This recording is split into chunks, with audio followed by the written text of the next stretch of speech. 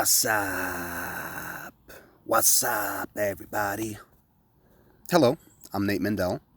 The date of this recording is Monday, July 15th of 2019. Today's topic is about Uman, or Uman Rosh Hashana. Before I get started, let me just a couple disclaimers. First of all, I'm sitting outside and recording. I've never sat outside when I recorded. There probably will be ambient noise in the background. Secondly, I'm a little hungover from last night's simcha. A friend of mine had a baby girl, so we celebrated. So if I say anything stupid, forgive me. Lastly, I would like to say that my episodes weren't necessarily in the past clean, PG, even though there wasn't a lot of cursing. Moving forward, they will continue not to be PG. So if you're sensitive to curse words, this may not be for you. I've always felt that in intellectual discourse, cursing was a display of emotions, so it wasn't needed. However, when I'm passionate about things, I use curse words. So if I'm talking about things that are not necessarily philosophical by nature, or if I'm not sitting and having a conversation with someone that requires precision and zero emotion, then I would like to allow myself the freedom to express myself as I please and as I feel comfortable.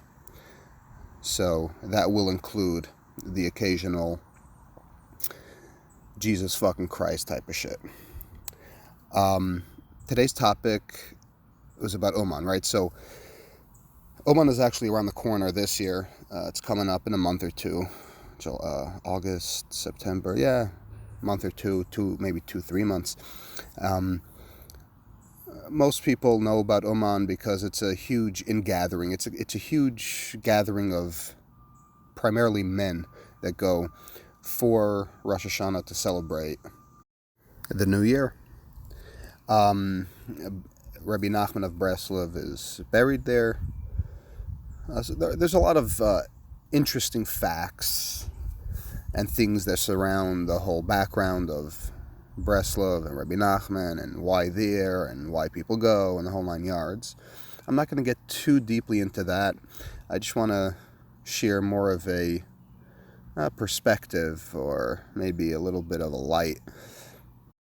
So most of what I'm going to share revolves around practicality, not so much from the intricate religious and traditional perspective of this whole topic. Rabbi Nachman was a very smart and wise person who lived about 200 years ago, and he has Likutei Moharan and a couple Svarim. People who study it and are into it, like myself, or people who are into Hasidus, they understand his stuff. He said that he wanted to be buried in Uman, and he said that he wanted his followers to come to him for Rosh Hashana. If you come to him, you'll see blessings and different things throughout the year. Thousands and thousands of people, probably 40,000 people at this time, go there every year. Thousands of people see great results in their spiritual journey and in their growth through going there. It's not even debatable. You could believe it or not believe it. Don't give a shit. What really matters is the stigma, the way that people who want to go or are considering to go, the way that they have to kind of struggle with themselves. And that's a little bit more along the lines of what I want to share. So what is Uman in a bigger picture? Like I said, all the traditional stuff aside, what is Uman? Uman, first of all, is a place where you see very happy people. I don't know how to explain this, but the happiest people you'll ever find will be in Uman.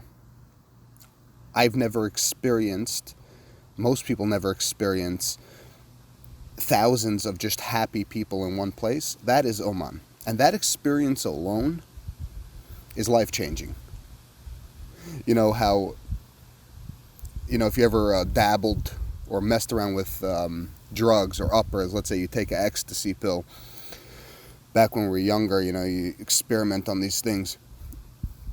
It's an eye-opening and life-changing experience. Now, hopefully you get off of it and you never mess around with that stuff, but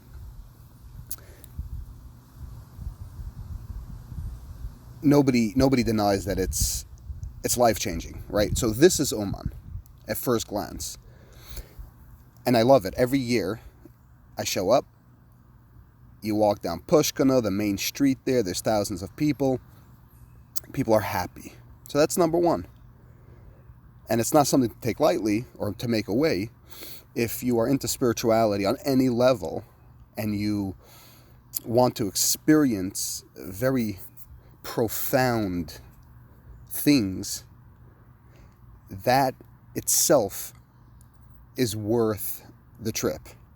Just seeing and being part of that is worth the trip. And that's right off the bat. And what I mean right off the bat, that's right when you show up. You see happy people. And what's really amazing is that depending on how it falls out, you usually end up, the Uman trip is usually a 6-7 day trip, regardless of when Rosh Hashana falls out, if it's before or after Shabbos. I'm talking about for people that come from the States. If you come from Israel, it's different because you could jump on a quick plane on a Friday or something like that. But coming from the States, it's a 6-day trip usually, 6 or 7 days minimum, depending on how it falls out. And the travel from here to there is essentially 24 hours because of the time change. So if you leave your house Thursday afternoon to go to the airport in the States, wow, that's loud. If you leave your house Thursday afternoon in the States to go to the airport, you're going to be arriving to Oman about 24, 25 hours later because of the airport, the flight, the drive, and the time change.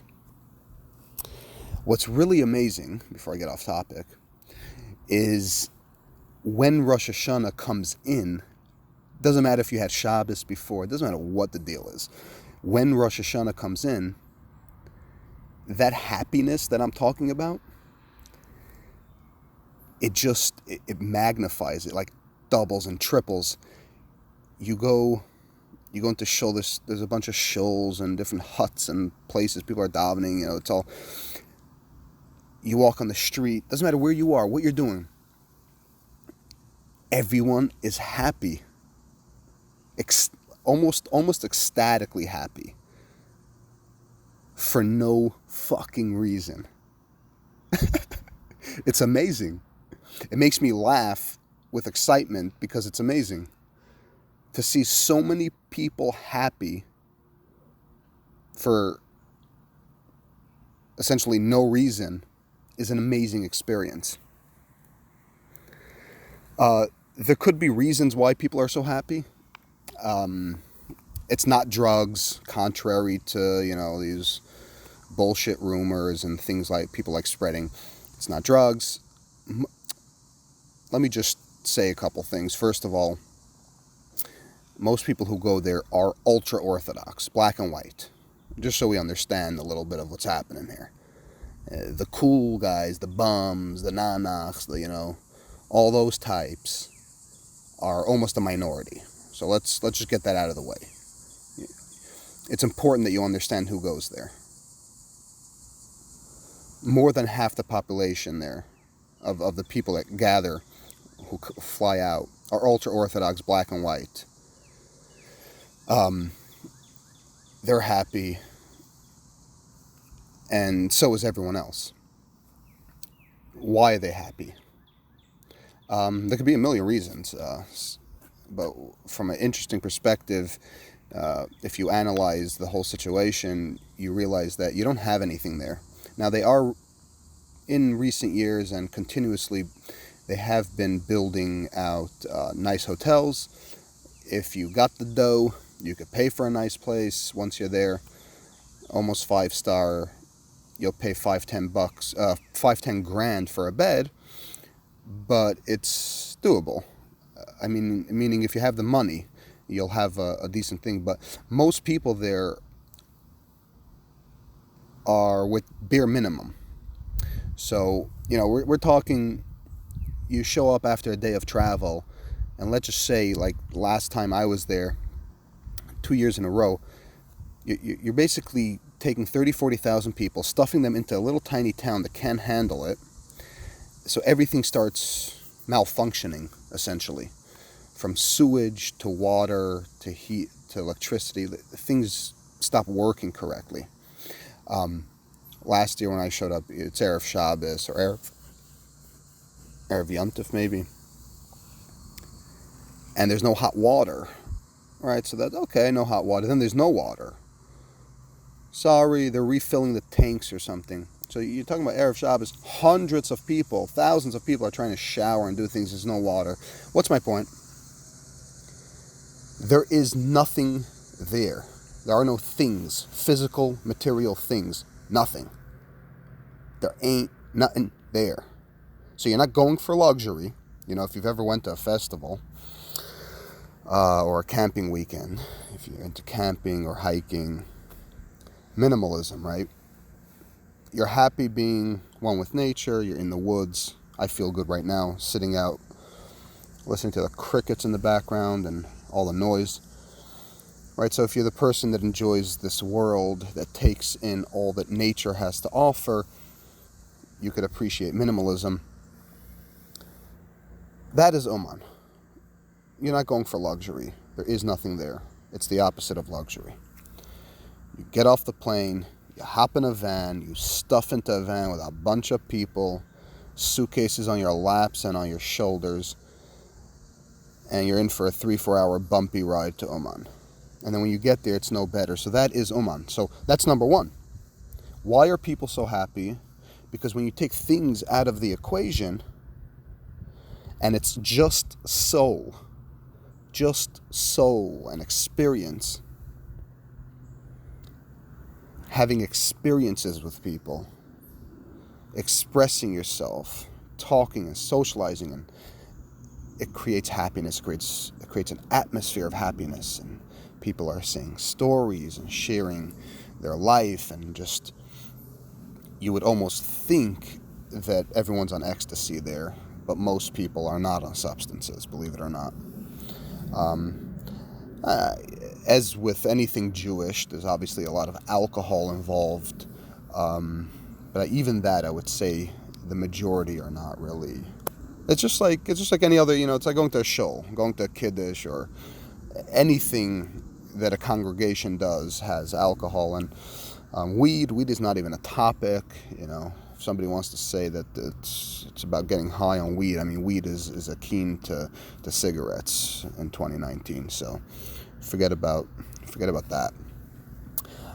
You'll have individuals here and there that you'll notice that they're off their rockers, they're high and on something, but that's not your average person is just, they are happy, maybe drinking some cheap vodka.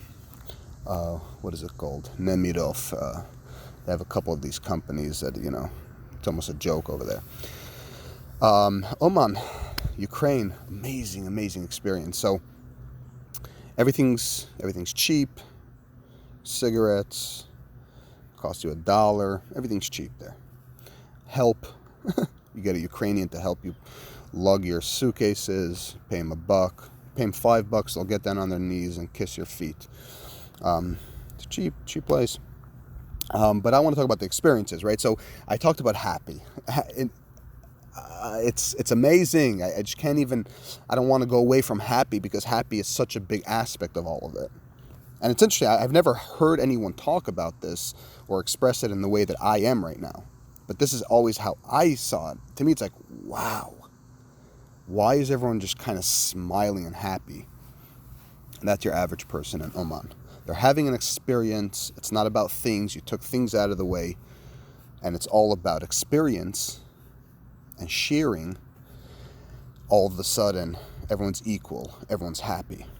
That's just one reason. Obviously, there could be a million reasons. I'm happy when I go because I'm happy to be there again, and I'm happy for my personal prayers that I'm going to do there, and I'm happy to see everyone. And there's a million reasons to be happy, but for everybody it's different, right? So every person is an individual having their individual spiritual experiences. So everyone's happy for a different reason. But to have so many people happy together is itself an experience which is just out of this world. So happiness, yeah, so you ask me what is Oman? It's a place full of happy people. Again, leave all the religious stuff out of it, all the traditional stuff out of it. Leave it all. It's a good, happy experience. If you're into spirituality, if you're into having mind-blowing experiences, maybe you like traveling, maybe you like seeing things, maybe you like experiencing new things. If you're a cave person and you're afraid to travel, you're afraid to see things and experience things, don't go. But if you want to have just an amazing experience, fucking go. Right? A couple years ago, it's almost like, either have to be religious to go there, or if I go there, I'm going to become religious. Fuck all that shit. For real. Fuck all that shit. You have to graduate. When you graduate, that type of thinking, that meager, small-minded, boxed, trapped, imprisoned thinking, when you graduate that, and you learn how to enjoy life on a human and soul level, you could have amazing experiences like Oman. So if you're procrastinating because of stupidity like that, forget about that. Let me come back to the experiences in a second. If you're procrastinating, usually procrastination for a Jewish boy thinking about going is in the form of one or two ways, usually. There's two stumbling blocks. One is the stigma, the garbage that we grew up with, especially for example, if you grew up in New Square, where they have a freaking hard-on for Rebbe Nachman and Breslov and all that shit, right? Because a couple hundred years ago, there was some dissension or whatever, and there was some fighting and bickering. It's typical Jewish stupidity. So therefore, Breslov and Rebbe Nachman, and it's all wacky and it's all bad and blah, blah, blah, and all that stupidity. Okay. So you have that. That's one stumbling block. And it's not just in New Square. You grow up ultra-Orthodox, like I grew up. You have these things that we were taught. This garbage, sewage that was put into us, right? So that's one stumbling block. Because even if you graduate that, you got past that, it's still ingrained. And that's where a lot of your uncertainties are coming from. I know this. I've experienced dozens of people go through these struggles in their mind and these thoughts. And every year, people who think about going literally struggle with that. Number two is peers and friends. So peer pressure. What's my friend going to think if I'm going? Okay, if I'm not religious and my friends are not religious and I go, like I said before, maybe you're afraid you're going to become religious, and what are people going to think? People are going to think that you're becoming religious, or that These are the roadblocks. Could you believe it? Could you believe that these are the roadblocks to a great experience? It's so petty. If you think about it, really, it's so petty. It's mind-blowing that something so petty is a roadblock to something so great. What are people going to think? Fuck what people think. Grow up.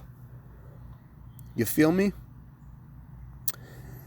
If you could get past those two roadblocks, which are petty and childish, go to a therapist, get help. You understand what I'm saying? Get help. If you're really struggling with something that petty, you need help. But let's just say you get past that stupidity, what people are going to think, and the sewage that was ingrained in us, poured down our throats growing up. If you could get past those two things, you are now a worthy vessel, a soul on a journey, a spiritual journey where You're now ready. You're now able to experience something profound. Okay? I just had to get that, I had to get that out of the system. Even though this episode is not about focusing on that negative side of things, it is a huge thing, though. And it's a whole debate. Go into YouTube. Should I go to Uman? Should I not? Every rabbi has an opinion on it. Sick. What kind of world we live in. You tell me what kind of spiritual experience I'm supposed to have. So Uman. Wow. Happy place. Happy people. And if you think it's a certain type, it's not. The next thing you see, you want to know what Uman is? I'll tell you what Uman is. It's colorful. You see every type of person you could ever think of. From the black and whites, ultra-Orthodox, all the way to completely non-religious, dreadlocks, tattoos, whatever you could think of, whatever kind of person you could think of. That is where you really experience what Jews are, similar to Israel. Right? Jews are not black and white. Jews are not yellow. Jews are not green. Jews are human beings with a soul. And regardless of what color they are, or their skin, or how they dress, or what they put on their bodies, you get to experience a mixture of all these beautiful souls. So Uman is completely colorful. You'll see every kind of person, you'll experience every kind of person and personality there. That's a beautiful thing. Again, I'm drawing on experiences here. I don't think of Uman as Uman, Rosh Hashana. These are labels. And I'm going to daven, and whatever you do there. Ain't my problem. You understand? You understand? Ain't my problem. Whew. I gotta calm down. I'm a little too hungover. It's not my problem. It's not anyone's problem what you do there. These are all labels. These are all little things. What I'm drawing on are the bigger things, the experiences. And this is what you should think about if you go. Think about these beautiful, amazing experiences. Life is all about experiences, right? Everything we do is to build an experience. Things that make us happy. Entertainment. Everything we do is all about experiences because you want to have a good experience. Even when you're being comfortable, you want to have a comfortable experience because that makes you feel good. So if you get on the level of focusing on experiences,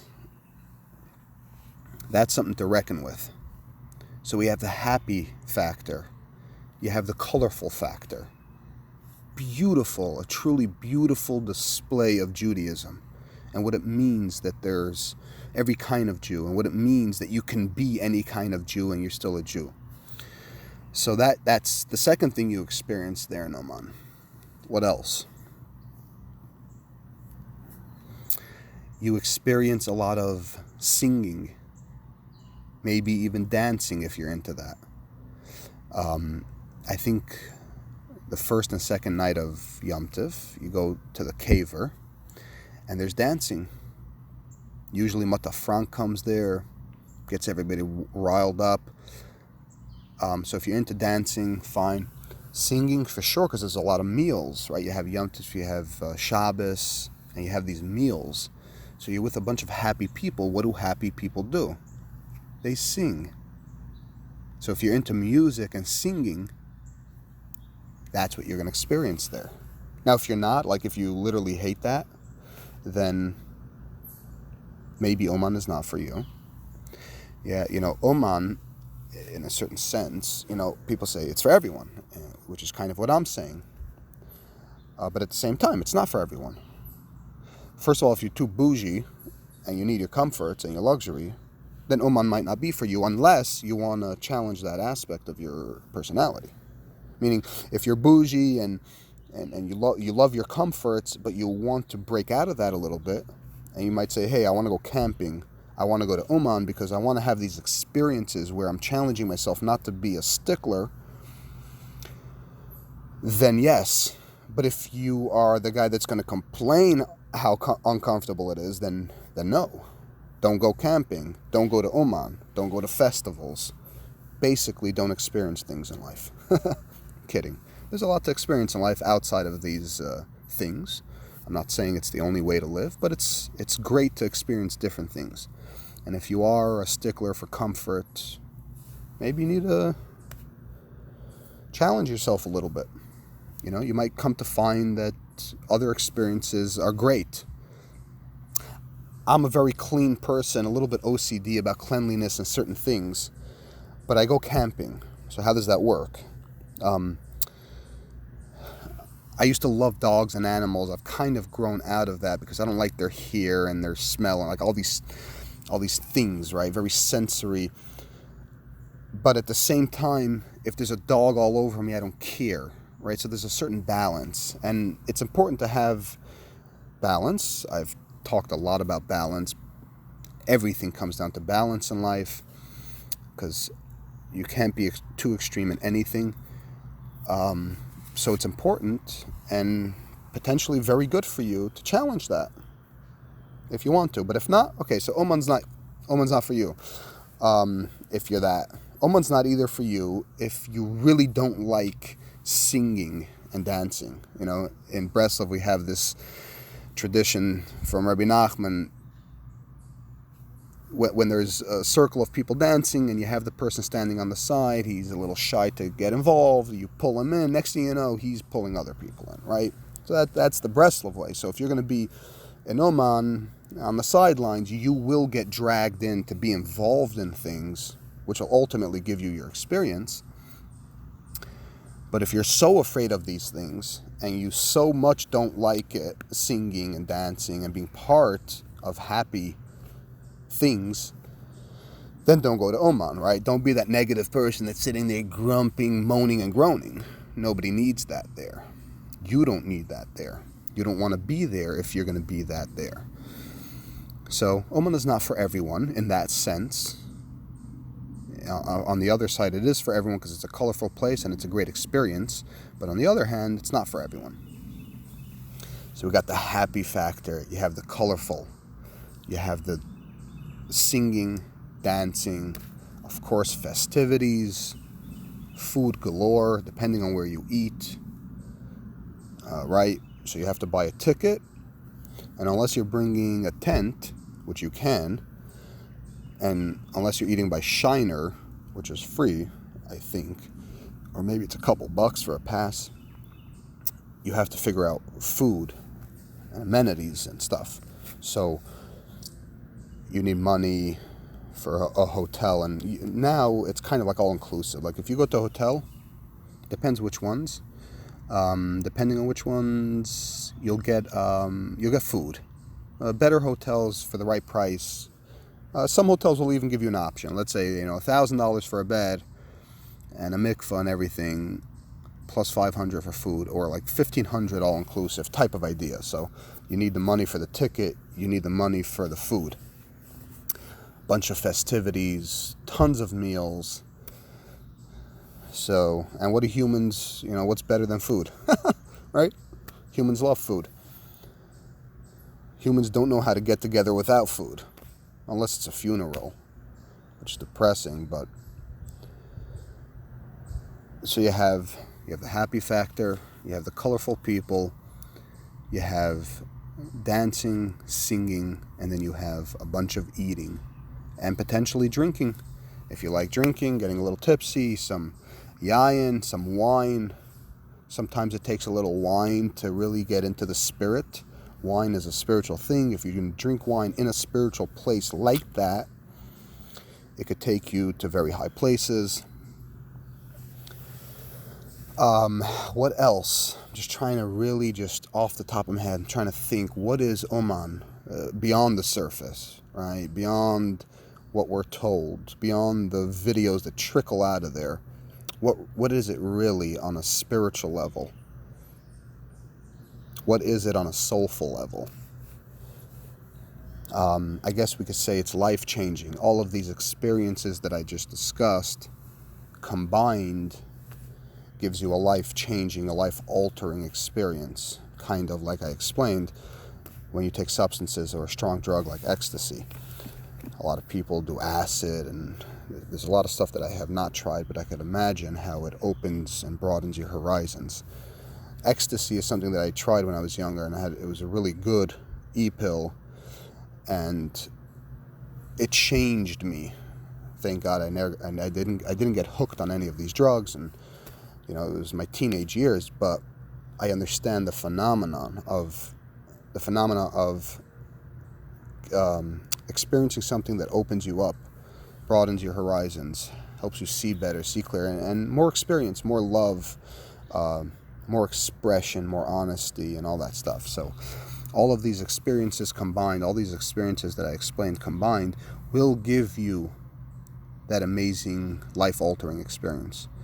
Some of the stuff that you should not do, and some of the perspectives that a lot of people are chasing, it's literally like a drug, right? Uman, or the experience, is like a drug, right? Because you don't have to take a negative substance, meaning a substance that's not good for you physically, in order to get a high or to have a crazy experience. You could do something like go to Oman or skydiving.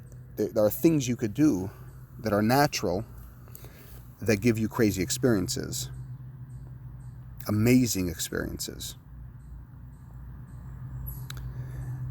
But just like with regular drugs, people start chasing it. So you go to Oman, let's say it's your first year, you have an amazing experience because it's so abnormal, it's so out of the ordinary. It'll blow your mind, let's say, unless you're just the person that's unimpressed by everything. But if you're, an average person, it's an amazing experience the first time. And then what happens is you want to go back the next year because you want that high, you want that experience. And as the years unfold, I could testify that those experiences cannot be relived. Just like with drugs, you're not going to get that same experience again. So this is just prep talk. Don't make that mistake of trying to chase that experience. The more you let go, and I go year after year, I only skipped 1 year, I've been going for like 7-8 years. The more you go, and the more you're able to let go when you take this journey, the better experience you have. So I always go with my compadres, my peeps, and we have DMCs, deep and meaningful conversations, because we're traveling together, we're sleeping together, we're talking, So I have these conversations, so I know how my friends feel, and they know how I feel. And we've discussed this a lot, and what we've realized, and I try to do this every year, is that the more you're able to let go and not try to create an experience, the more of an experience you have. So this is a really, really important point. If you do go, because what happens is you'll hear a lot of times people they'll go for 5-10 years, and they get fed up with it. What are you getting fed up with? Are you getting fed up with eating ice cream? You've been eating ice cream your whole life. It's just a good experience. You get fed up with it when you're trying to make it something that it isn't. And it isn't everything. It's just a good spiritual experience. It's not ice cream. It's just a good soulful experience. So if that's all you're going for, that's all you're going to get every time. And that's all you want to get. It's not a festival, even though it's compared to one. In a certain sense, it's very festive, and it's kind of festival-like. Music and people, and you could buy trinkets, and Israelis, we know Israelis are a whole bunch of fun. But in retrospect, it's just a good experience. So if you want to go and then continue to go and have a good experience, you have to get into that spiritual mindset. Be very, very mindful that you go every year with complete simplicity, completely humble and bittul. You're just going to have a good experience. That's it. And all the negative, all the naysayers, partying, or people come up with such funny things to be against it because they never went, right? That's what haters do. They never fucking went. They have no goddamn clue. They don't have the slightest hint of what Uman is. They saw a picture, a video, so they have an opinion on the matter. That's the world we live in. People have opinions on things that they know nothing about. And with their opinion comes stupidity. Like, it's better if you stay here because you'll daven more or better in shul locally than, I'm perfectly okay. And because I've seen personally, if I'm going to go on a personal level, let me just say that I went before I was married. And everything I prayed for, I received. Everything I prayed for in Uman, every year, I receive. So yeah, I'm not going to get into a whole theological, philosophical debate here whether prayer works or not. All I know is that from my personal experience, I prayed for a lot of things. I received a lot of things. And when I say I prayed for a lot of things, we're talking about a 3-4 hour hidbodedut session, right? I went out in the field. I sat on the mountain for 3-4 hours straight talking to Hashem, having a conversation with God in a holy place like that. And the reason we call it holy is because about 30,000 martyrs were buried there. They didn't want to convert when they were held at sword type of idea. So sitting there and having a couple-hour conversation with God about my life, about my needs, about my regrets, and then receiving is an amazing experience. And it's a personal experience. And I'm not the only one, but I'm not going to share for other people. You could come and try it yourself. So, if you're going to tell me that being in Pomona and going to shul, because I'll say more words in the book, is better than sitting on a mountain and talking to Hashem for 3 hours in a holy place where my prayers are answered clearly because everything I prayed for I got, then no. Then I say you're wrong. At least for me, for my life, that's not the right decision. I would rather go to Oman, have one prayer session, and feel a crazy strong spiritual connection than to stay in the States and daven in a book. So you say, well, you could do Hidbadadut here. Go do personal prayer here. But you don't. And that's just the whole point. When I'm here, I don't do it here. When I'm there, I do it. So you might say, well, you have to strengthen yourself. And that might be true. But let's deal with facts and reality. The naysayers that want to pretend like you're going to have some kind of experience here that you know you're not going to have, you're just distorting reality. You're lying to yourself. Yes, you could create a great experience here, but do you? You have to ask yourself that. You can create a great experience here, but do you create a great experience here? The answer most likely is no. It's a mediocre experience here. So if you're looking for a good experience that is automatically created there by all of the little tidbits I shared, the colorful, the happiness, the minimalism, all that stuff, the singing, dancing, meaning it's created for you, then by any measure, it makes more sense to go there. And could go even deeper, on a deeper level. All of prayer, all of our spiritual and religious devotion is essentially there to do one thing. And that is change your insides. To help you be a better person, help you feel more love, help you express more, help you live a life that is closer to God, a close relationship with God, right?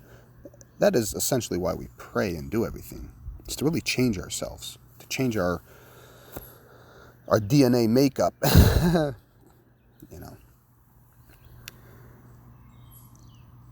So in that regard, yeah, it's more important to go have a crazy experience that will change you than it is to stay somewhere where you're going to have a mediocre experience. Then there's issues when you're married and you have kids, leaving your kids. If you have boys and they're older, you could bring them. Yes, it gets complicated. There's nothing fancy and there's no way to dress up the idea of leaving your wife behind, your spouse behind, to have a great spiritual experience. There's no way to make that fancy. Traditionally, and from within the Hasidus sects, where the woman is beside the man and she wants him to go, and let me just make something clear. A real Breslov woman who shares Hasidic values wants their husband to go. They literally wouldn't feel good if their husband didn't go. So it's an important distinction to make. But the thing is, though, we're dealing with so many people who are not really Breslov, and they don't have spouses who share that value system or that passion for the Hasidic works. So naturally, they don't feel that way. And that is a little bit of a complexity that's hard to deal with, but it needs to be dealt with. Meaning, dealt with, I don't mean you have to, deal with your wife. I'm saying it's something that it's worthy of a conversation. You literally have to speak to your spouse. Your spouse has to let you go. There's no such thing. These crazy lies that go. There's no such thing that Rabbi Nachman wanted or anybody wants you to come when your wife doesn't want you to leave. It's a horrible thought. It completely distorts the whole concept of everything that is spiritual and good. You should not leave your family, your wife, unless the spouse is 100% on board. And when I say deal with it, if you want your spouse to be on board, communication. Ain't that easy, huh? Yeah. Gotta sit and talk. When's the last time you sit and talked to your spouse? Sat and had a 1, 2, 3 hour conversation. But that ain't easy. Without conversation, without communication, you don't get anything good. In life, in general, especially in relationship. So, your spouse is not in, you can't be in. You want her to be in, you better have really good and convincing conversations with her. And if she ain't in, you can't be in.